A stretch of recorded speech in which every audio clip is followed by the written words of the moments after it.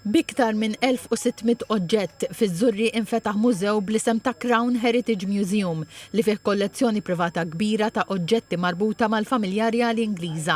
Dan il-mużew u ta' Jerome Farrugia, ġuvni ta' 21 sena li għandu għal qalbu l-istorja tal-familja reali Ingliża. Fost l-oġġetti li hemm mal-wiri fil-mużew, ritratti, kartolini, inkwadri, gazzetti, muniti, statwi u tazzi tal-ħġieġ kollha brabta mal-familja reali Ingliża. Mela l-oġġetti huwa akkumulu ta' 6-7 snin li ġew minn antique shops, car boot sales u anka saħansitra donations.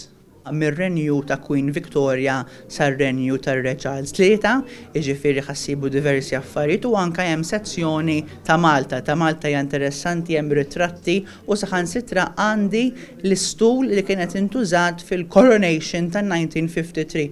Staqsejna lil Jerome kif minn età daqshekk żgħira għandu dan l-interess lejn l-istorja tal-familja reali u r-rabta tagħha ma' Malta. Din isaqsuwi ħafna minn dejjem konna nħobbu nsifru lejn l-Ingilterra u mbagħad tipo ta' tibda taqra r-Reġina Minni għalfejn tgħix f'dak il-palazz u mbagħad tibda tagħmel ir-riċerka u mbagħad tibda ġemma magu u mbagħad daqqa minn mag issir platt.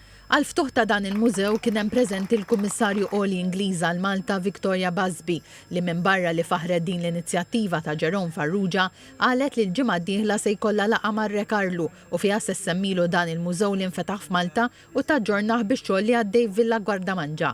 Il-Ministru għall-Wirt Nazzjonali Owen Bonnici wkoll tkellem dwar ix-xogħol li qed tagħmel Heritage Malta f'Villa Guardamangia u qal li x-xogħol estensiv li għaddej fid-dar li fiha kienet tgħix ir-Reġina Elisabetta II u xhieda ta' kemm il-pajjiż għandu għal qalbu dan il-wirt storiku. Il-Crown Heritage Museum fiż-Żurriq se jkun miftuħ kull nhar ta' Tlieta, il-Ġimgħa u s-Sibt jew b'appuntament.